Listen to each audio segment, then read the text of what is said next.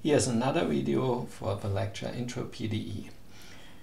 In this video we present the second half of section 2.1, so the divergence theorem. In this part we will finish the proof of the divergence theorem. In the first part we introduced first submanifolds, then we introduced here submanifolds, then we introduced partitions of unity.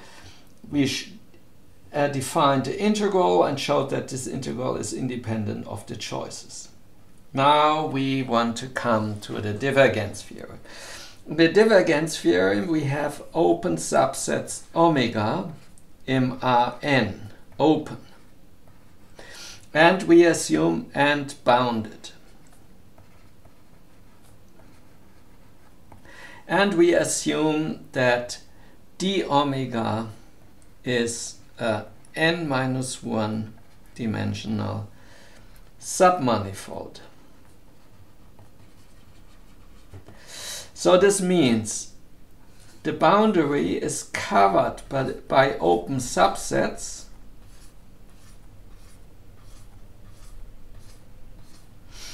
it's covered by open subsets O, and for all these open subsets we have a parametrization. Here, if we call this O, we have a parametrization. Phi going from some open subset of Rn-1. And this for all these subsets. Now we want to bring the phi in a more simple form, because this will simplify the proof. And we saw in our discussion, in the discussion after the definition of the submanifold, here in this paragraph, in this paragraph here, in this part, which you see here, we explained that this is exactly the situation of the implicit function theory, these submanifolds. Okay, and we saw that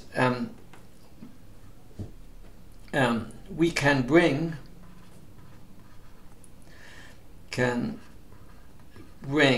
phi in the following form.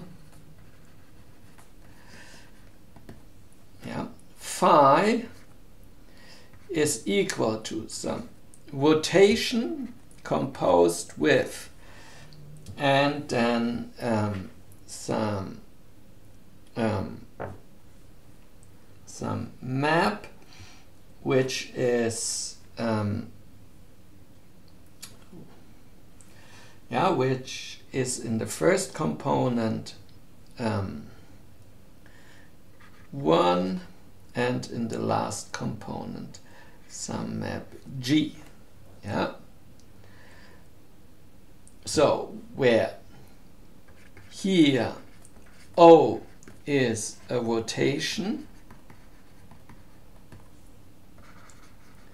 which rotates the linear subspace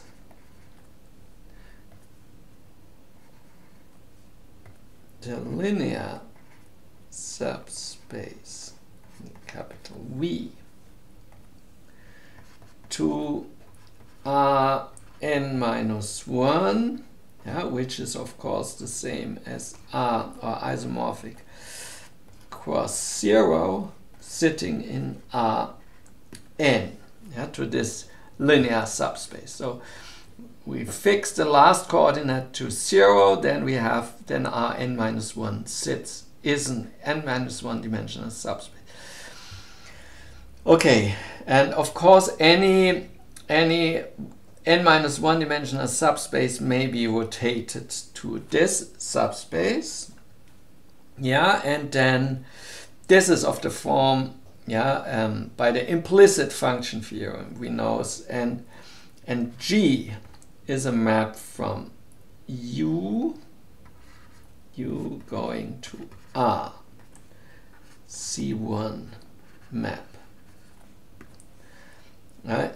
U is, of course, U is open in Rn-1, as we introduced in this situation. So we can bring this in this form. Yeah? This follows by these considerations before. So G is now just a function on this U, and then this gives us the last component.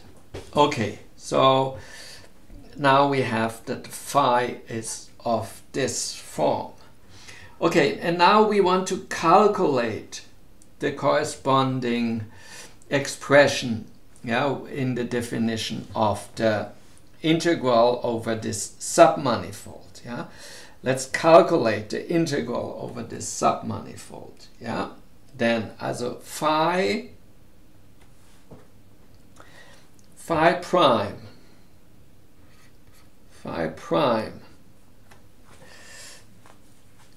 of x transposed times phi prime of x, then this has the following form.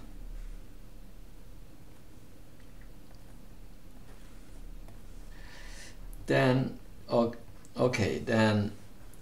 this is then the vector 1 as a phi prime.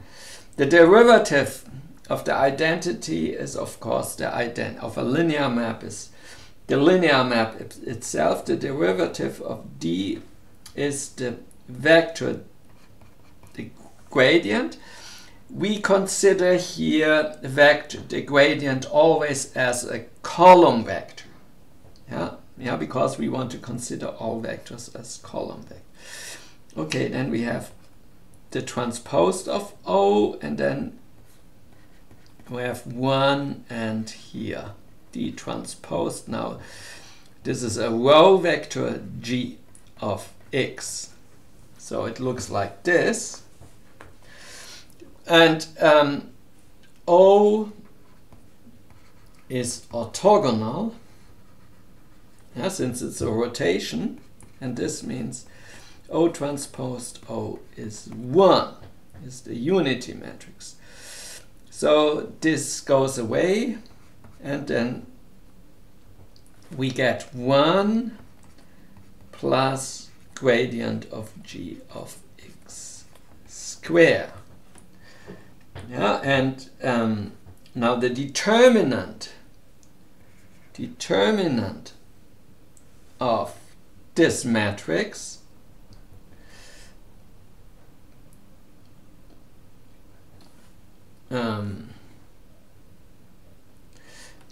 sorry, I should write this differently.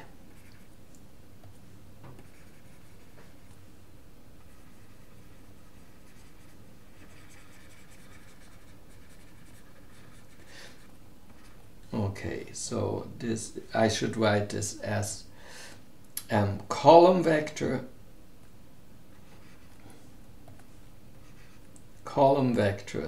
G of x times D transposed G of x. Yeah, or maybe to make it more clear, times this transposed. Okay, and the determinant of such a matrix, determinant of 1, this here is of course a rank 1 matrix. Yeah, and the determinant of this matrix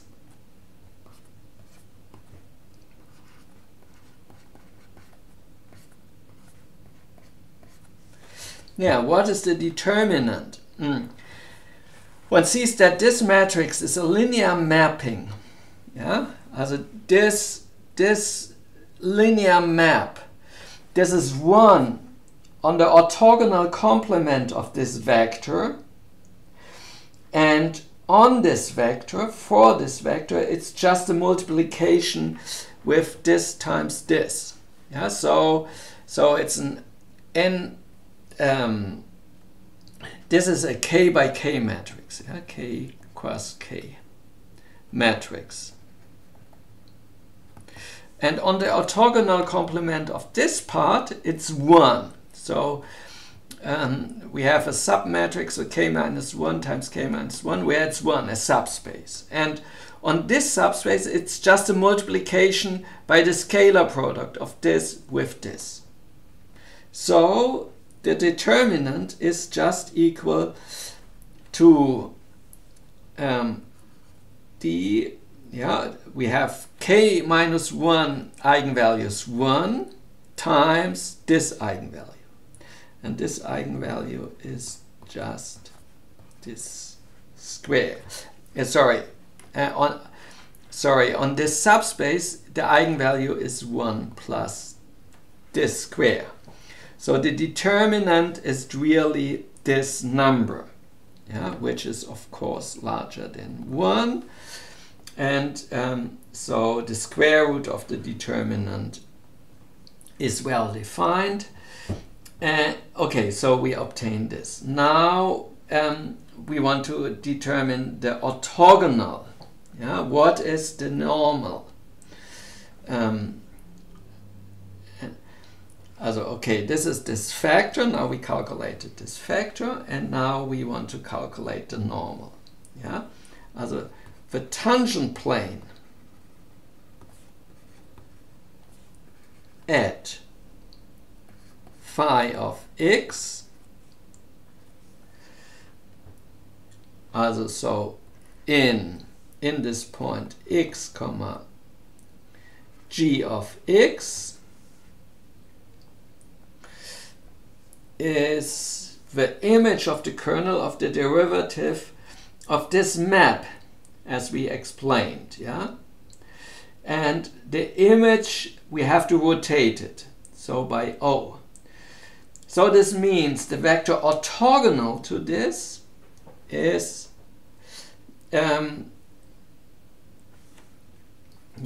is the image of the kernel of this map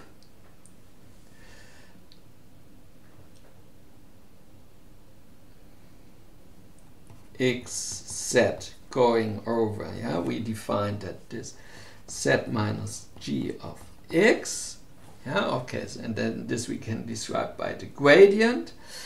So the normal n is equal to, okay, since we take by the rotation omega, we have to rotate it by omega. And then the orthogonal vector, we have to apply the transposed. Yeah? Okay, so it's the transposed, and now we should take the vector which is orthogonal, and this is clearly minus the transposed g of x and 1, yeah, here we have 1, yeah, also here the image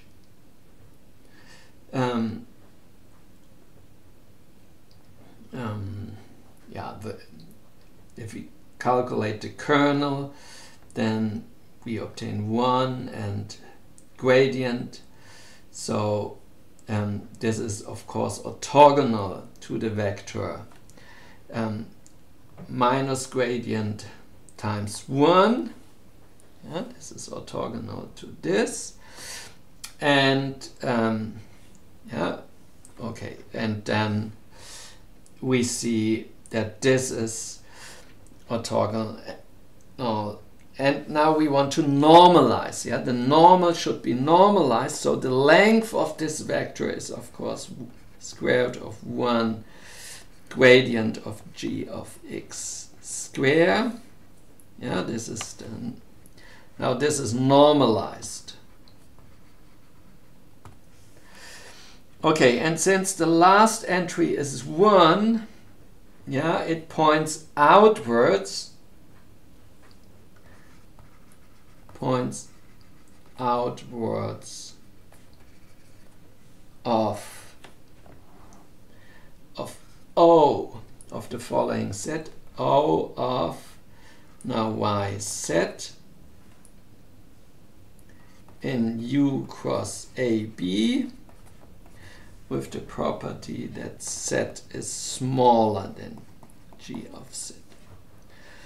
Now maybe let's draw me a picture to explain this.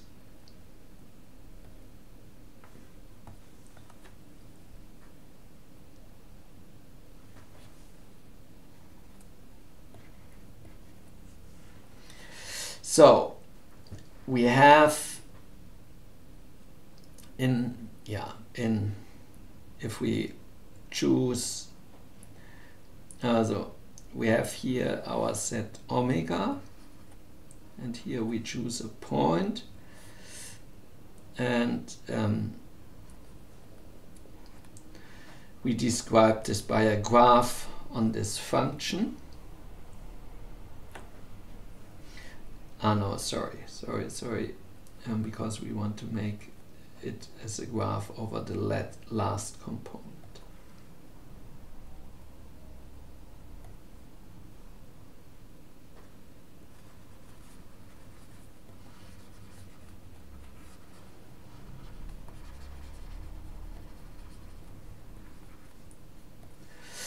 Okay, so we have here some part omega, here we have some point y set in the boundary, and we describe this boundary here by set u and here by AB. Yeah, this is the component xn. Here we have the components x1, xn minus 1 on this side. So here we have the set u. This is the function g. This is x. This is g of x. So we are in the point x, g of x. And if we look at the part which sits below, this is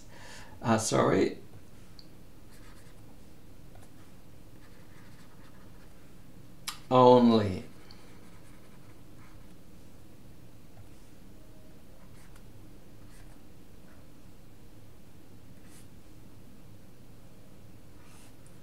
here in this domain, then the normal points outwards if the last component is positive. Here this is positive, so this points outwards. Here in this picture, O is the identity in our picture. We simplified to this notation. Okay, we see if this is positive, then it points outside from the domain where this coordinate is smaller. Of course, this boundary part is the boundary either from the part sitting above or the part sitting below the graph of G of Z. And since we want the normal to point outward of omega, we have to choose omega in this way. This means we have to choose this orthogonal rotation such that it rotates omega such that it sits below, and not above. Okay. Now we are in this situation, and then you see this is very nice, that the square root of this times this normal, this simplifies because these two terms cancel. Okay, now we come to the proof of the divergence theorem. So we are in this situation, in the general situation. So what are the assumptions? We have a bounded open subset such that the boundary is an n-1 dimensional submanifold of Rn. F is a continuous function on the closure of omega. Closure of omega is clearly a compact set. It's bounded and closed. So it's compact set. And continuous, we assume that f is continuously differentiable on omega, C1, and the first derivatives extends continuously to the boundary. These are the only assumptions. And then we have this statement where n is the outward pointing normal and the corresponding measure which we defined before, the sigma, the corresponding measure on the boundary. Okay, now let's prove of the divergence theorem.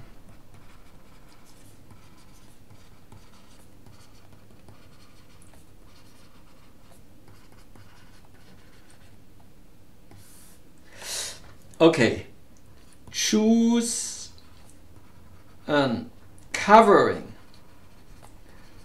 of the boundary of omega by finite, also the boundary is of course also compact, it's a closed subset of a compact set by finite, so we can cover it by finitely many such subsets. So this means O of U cross AB with this maps, which we introduced before. So we introduced them before here with this function. In fact, here, let me correct this here. We assume that this really goes to the interval AB. Okay, so we choose these subsets and we have this rotations. Okay, so clearly finitely many such subsets with some rotation. Okay, let's write as above. As above.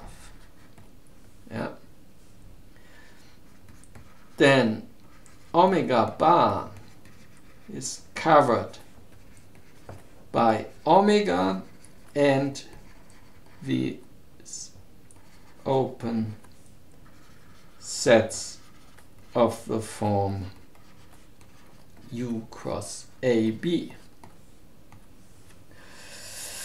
Okay, choose a corresponding partition of unity.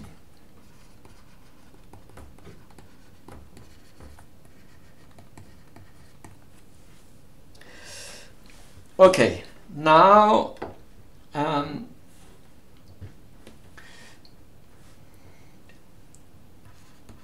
since the divergence theorem, since both sides in the divergence theorem, also since both sides depend linearly on f, it is enough to prove the equality, this equality for all HLF individually. This we explained in the last video. This is the concept of taking a partition of unity and now localize the problem. Since we have an equation which depends linearly, we may localize with a partition of unity, and now we prove this individually. Okay, so this is the first step. We localize by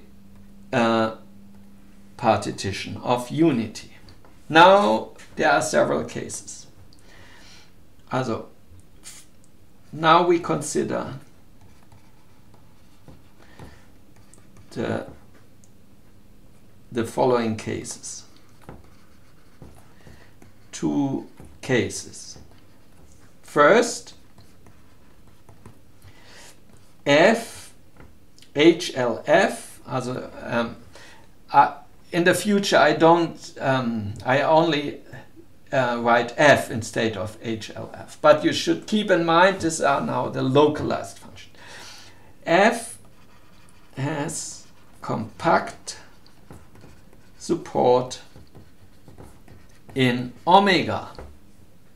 Yeah? So let's look here. We have chosen. We have chosen our covering here. So it first has inside compact support. So there's no boundary term. Yeah, and since there's no boundary term, everything vanishes on the boundary. So F vanishes on the omega and the right hand side vanishes. Yeah, the right hand side of this integral vanishes. Okay, so we have to prove that also the left hand side vanishes. Now, for each term in gradient f, this is of course d1 f1 plus dn fn. So for each term di fi, we choose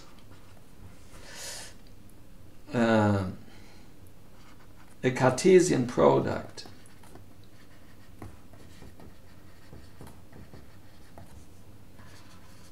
of intervals which contains omega. Then fi vanishes on the boundary of the box, yeah, of this box, this Cartesian product of intervals. This is clearly a box. Okay, then now we integrate by Fubini. We first integrate over xi. Okay, then we have di fi dxi. Yeah, over this box. Yeah, and this is of course equal the difference by the fundamental theorem of calculus is the difference of values of fi at two boundary points.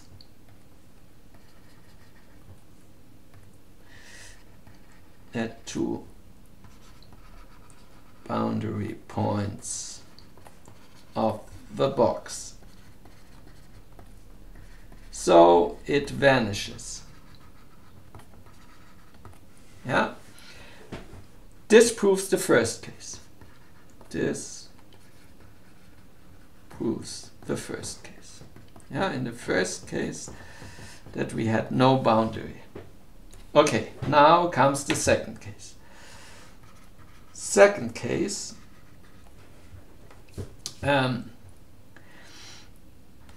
f vanishes outside a compact set of, okay, and now of O, yeah, and then we have X set with the property that z is smaller equal G of X. Maybe I should add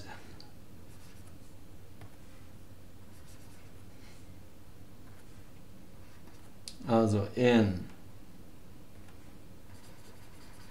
also to make it more precise. Now we have this set.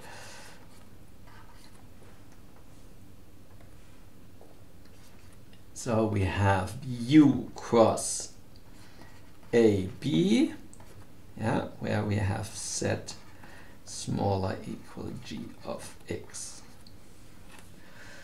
Yeah, so this means, yeah, we are exactly in this situation.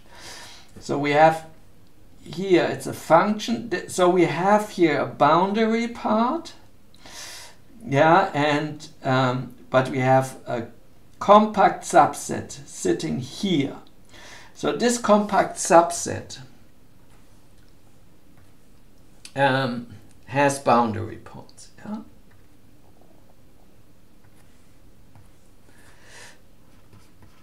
This compact subset can contain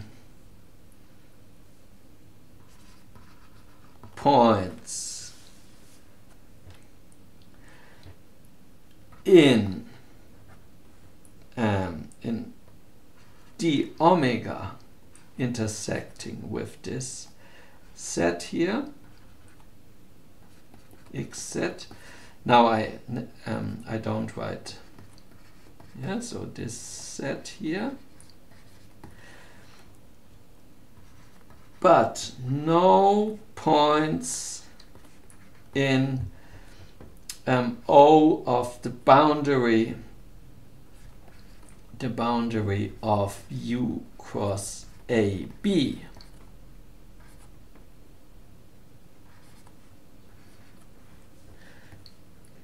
Yeah, in our picture, this means here.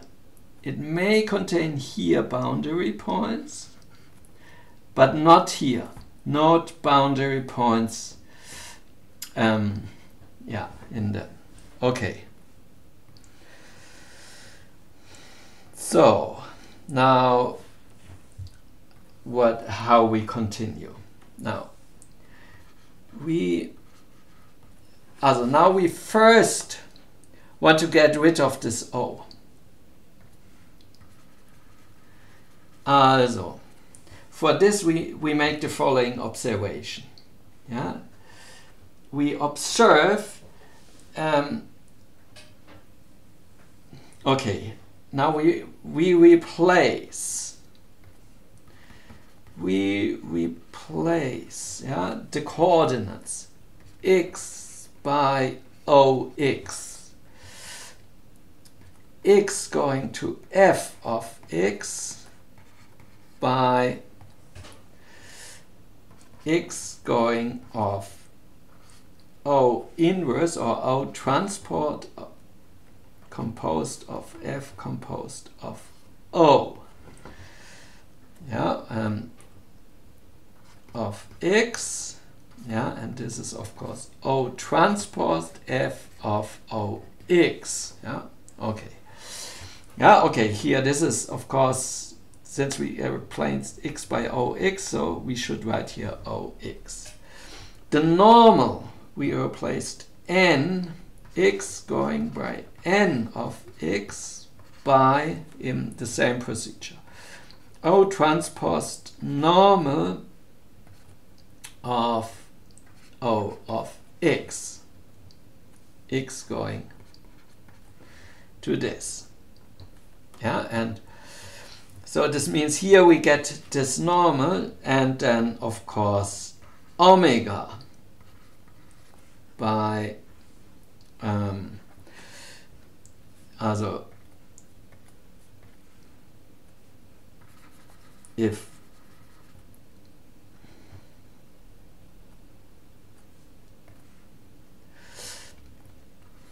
OX sits in omega, then this is equivalent that O inverse omega,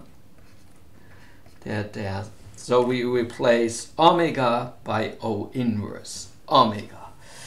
Yeah, and then it's an easy, also then one first sees, yeah, also since O is in rotation, we already saw this. This is unity, and the determinant of O, here we see the determinant square is 1, so of course it's real, so it's plus minus 1. So the absolute value of the determinant is 1. And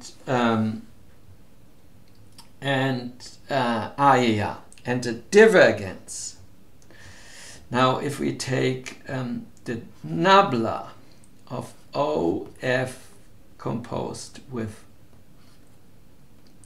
O transposed, yeah, this we can write as trace of the matrix of O transposed composed with O composed with O and prime.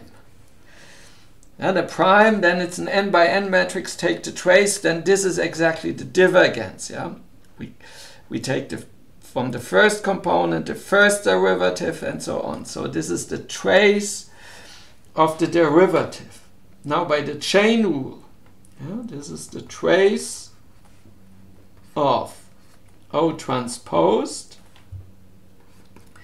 F prime times O, and the trace is cyclic, so we can move this to the end. O times O transposed times F prime, trace, I forgot trace here, and this is O transposed O is also 1 since it's orthogonal, yeah? So it's trace F prime, so it's the divergence of F, of course at a different point, yeah? Since we transformed the coordinate. But this shows now, yeah, that every expressions in the divergent, the left hand side is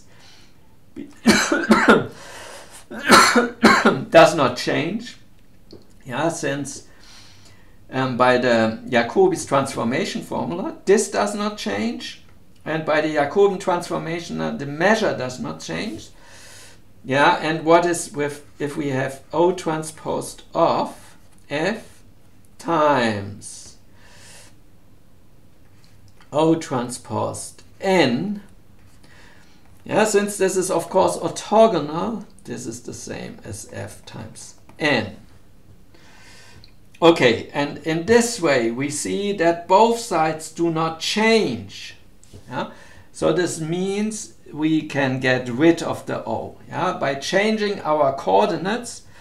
Also here you see in this set we choose this parametrization U times AB such that it's nice for the set omega. But now we would rotate all the coordinates of omega, and then we get completely rid of the O. So in the following, so we may just forget in the following at the O, yeah, because if we also change the coordinates by O, yeah, then we might replace this and get the same expressions. Okay, so also the Gauss divergence theorem is invariant with respect to the rotations, so we also rotate now the coordinates of omega, and then we might just so we may assume that F has compact support in U cross, in this in this set X set in U cross AB with the property that Z is smaller equal G of X, smaller or equal. Okay, so now we are really in this picture as before, and now we distinguish between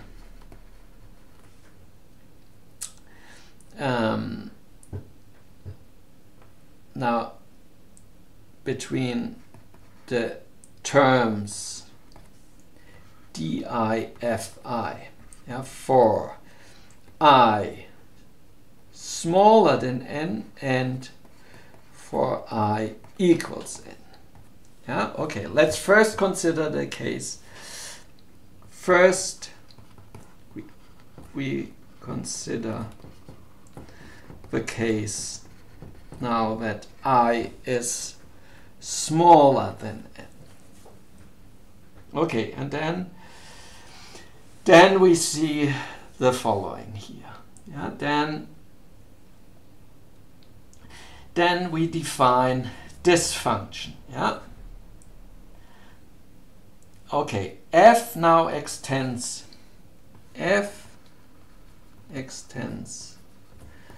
to RD minus 1 cross AB by setting its 0 outside the support F. Okay, and since we use this this smooth partition of unity, it goes as a C1 function to 0. So this extension is still C1. Okay, so it's now a C1 function which extends to this set. Now we do here the following calculation. Of course, by the fundamental theorem of calculus, we have this inequality. This equality. If we take this this derivative and integrate this, since at infinity it's 0, we just get the value at t equals 0, and when t is equal to 0, we get this. So we have this equality. And now we know that this function is continuously differentiable, and with this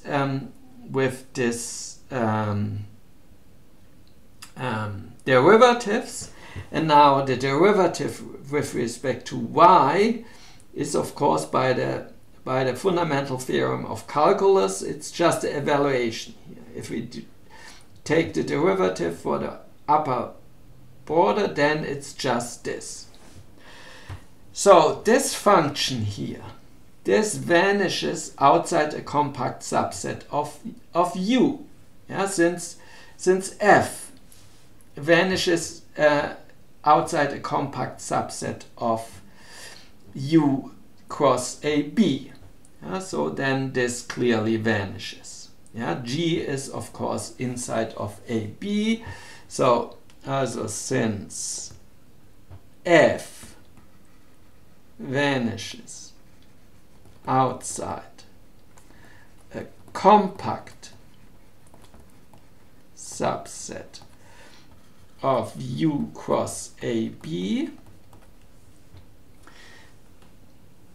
x going over to integral of a to g of x, f of x set d set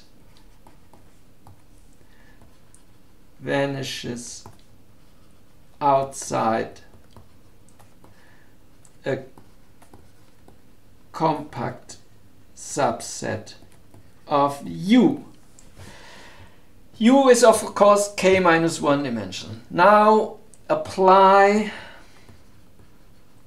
the arguments of step 1 to this function. Okay, now we apply this to this function, yeah, and then we see that yeah, so we yeah, with yeah, for I now at most n minus 1, 1, yeah, then we get, if we apply this, then we get that this is the same, that this integral, yeah, if we calculate this derivative, yeah, then we have two places, yeah, di of this function here, of a to g of x, f of x z dz. Now this function here depends at two places on x. So we, by the chain rule, we get two contributions. This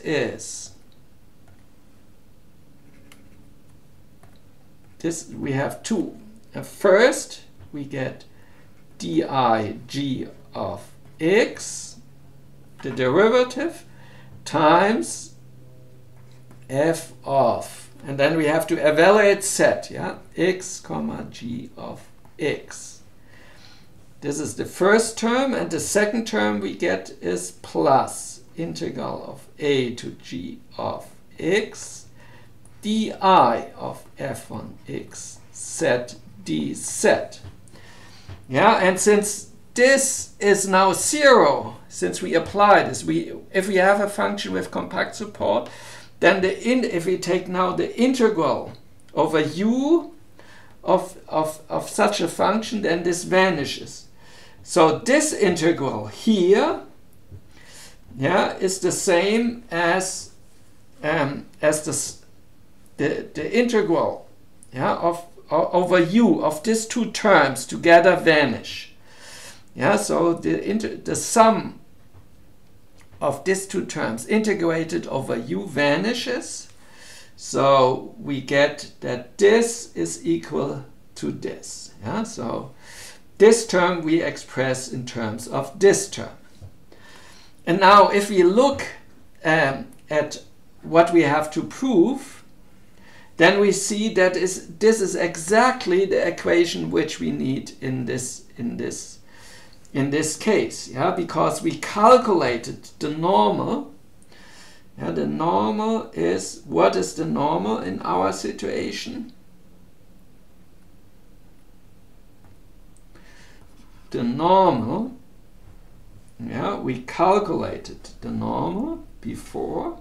Yeah, now we can omit this O, and so maybe together with this measure, yeah, this normal is just d transpose g 1 minus times d mu of the Lebesgue measure of n minus 1. Yeah? So yeah, this term here cancels with the square root of this term, so we just get this expression. Yeah?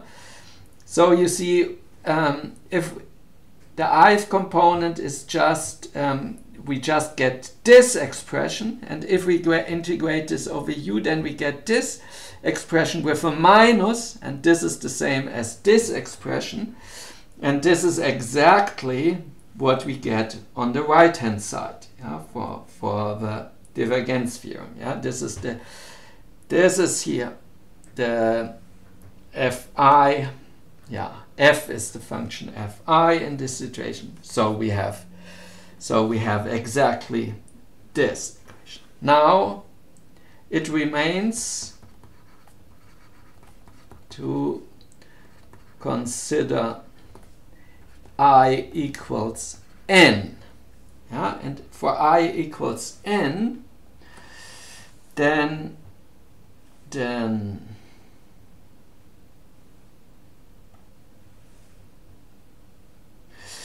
we just can take the fundamental theorem of calculus, because then the normal, you see, then the normal here is 1, and then we have this derivative, and then just we have this expression here, yeah, on the left hand side. By the fundamental theorem of calculus, yeah, we can integrate the inner integral, and we know that f vanishes at a, because f vanishes at the boundary, so we only get this expression here.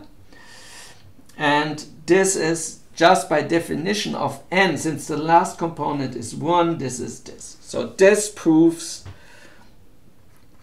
this finishes the proof of the divergence theorem. Now we have two applications. Yeah, we have two applications. One is for a function. Yeah, so whenever we have a product of two functions, f and g, which vanishes at the boundary, r and r fulfill the conditions. Yeah. Then, here, of course, if we have a function which only has one component, then the divergence theorem tells us this statement. Yeah, if we just take the f, the vector field, which only has in the ith component f, and in all other components it's vanished, then the divergence is this term, and the scalar product is this term. Yeah, so this. By the divergence theorem, we have this for all I equals 1 to n. Now, if we insert for f a product of two functions which vanish on the boundary, yeah, then this term vanishes. And we clearly have that by the Leibniz rule, di fg is by the Leibniz rule, here I should make a bracket, dif times g plus f times dig.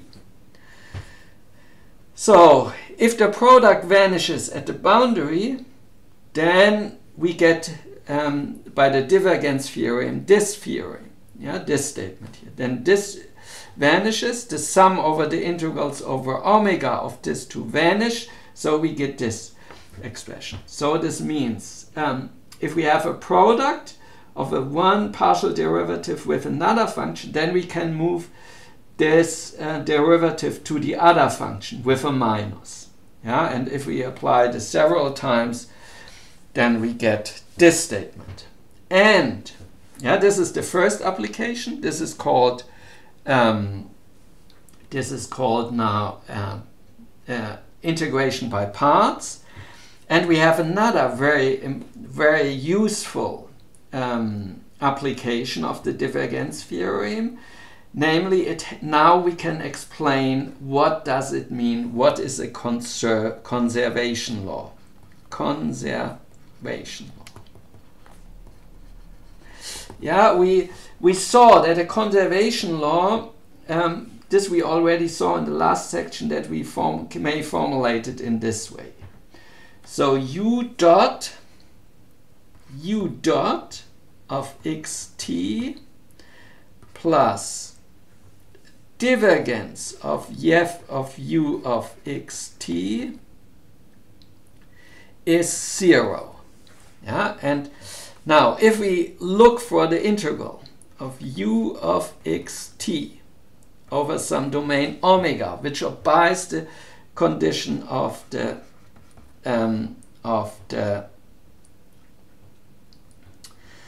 of the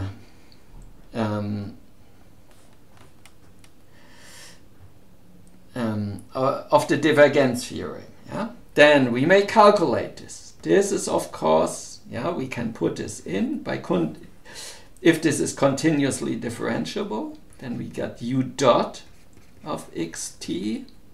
Sorry, here d mu, Lebesgue measure, d mu. Now, this is the same as minus integral omega of divergence of f of u of xt d mu. And now we may use the divergence theorem.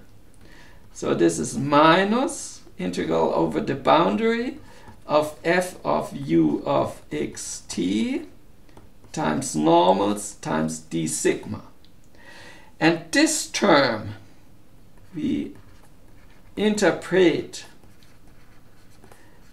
this as the integral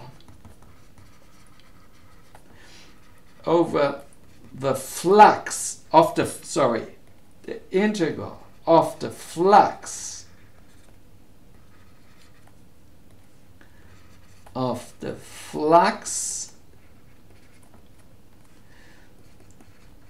through the boundary.